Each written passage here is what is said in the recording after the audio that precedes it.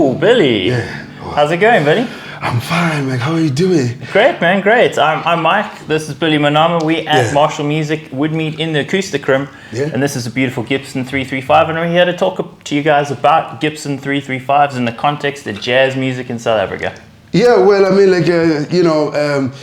most of the musicians, not even just jazz, even the bands that they emerged in the 70s, that they were like Mpaqanga bands, they were using like Gibsons. There was just so much of... Well, that's true. Like, I'm paging through your book, and there's just Gibsons everywhere. Look at that. Yes. You were playing, I was reading, eh? So, yes. Just so you guys know, Billy's the author of Introduction to South African Guitar Styles Volume 1. Definitely check it out at your local bookstore, exclusive books, take a lot, right? Yes, absolutely. And it's an amazing histoy. Yeah. And there's an amazing amount of Gibsons. Like every page I open, there's a there's a man with a Gibson. Look at that. Man, yeah, that was that would be you. Yes, that was me. There's so many. There's an SG as well. That's Max Mankwane is the innovator of Mpaqanga music.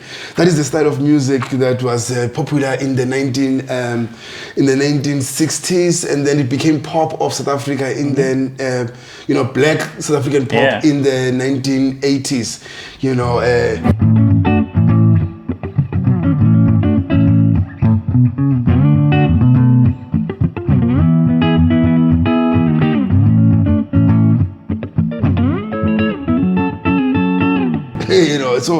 So they're playing like lines like the six on this like.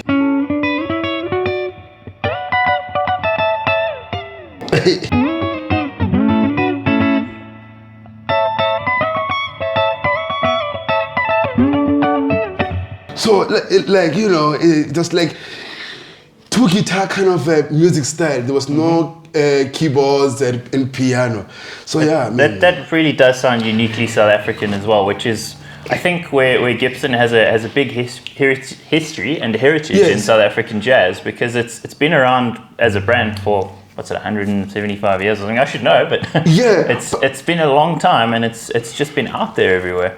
But now, my question that I always have is that how did many players have Gibson guitars then? Because we only knew about it later, that when it became like popular, When did Arab to Joburg? I think Gibson and also Fender in South Africa, the difference for us versus a lot of those Western nations, especially after World War II, is we didn't have the economic sanctions that they had. So it wasn't sanctions so much; it was war reparations. Where they had war loans they had to pay back to America, that sort of thing. So then they didn't import guitars. So if you lived in England, you couldn't get a Gibson if you. Those sorts of places. Whereas in South Africa, we didn't have that issue. So, there were Gibsons widely available, Fenders widely available, and actually a lot of the really valuable like Les Pauls that have been found in South Africa.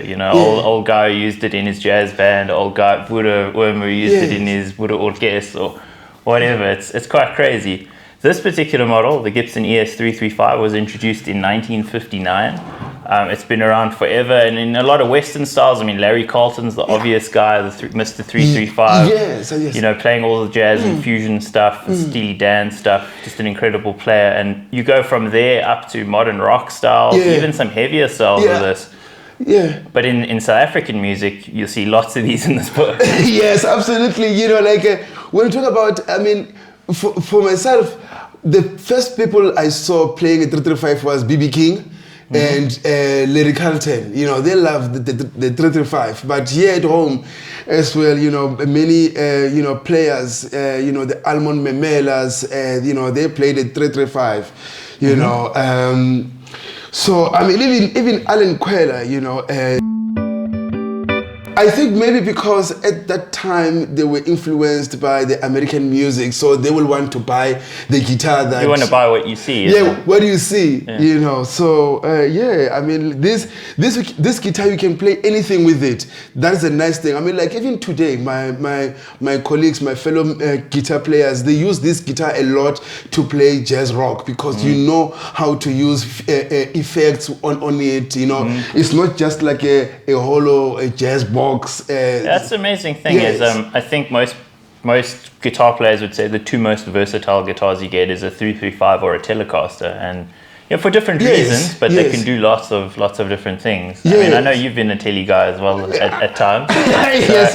But you Mr. 335 now too, right? Yeah, well, you know, I've been a telly guy for years, and you know, I said bye bye to it, you know, because No regrets though. I wanted no regret because I replaced it with a Les Paul.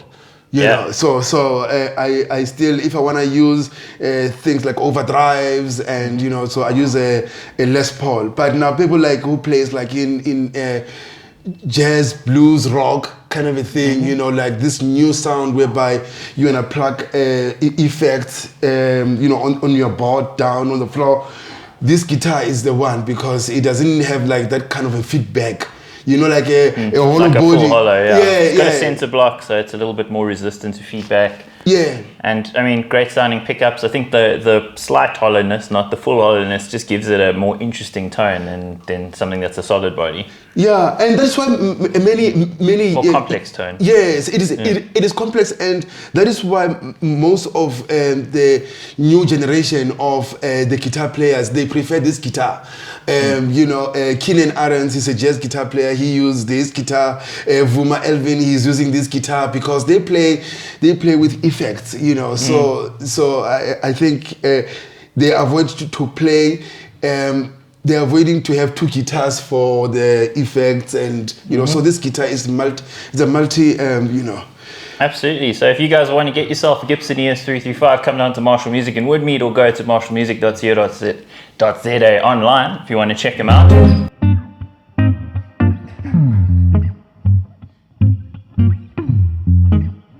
Sounding good. Yeah, so this was Kenny Barrell. See, this is a problem with this guitar. You just want to keep playing, right? It's like giving a kid a candy and say, don't eat it.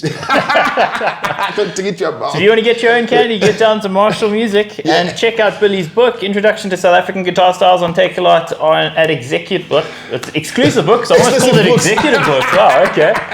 Yeah, but here's an executor of the history of South African guitar. Definitely check out his book, local Gibson artist Billy Monama. You know, thank you so much.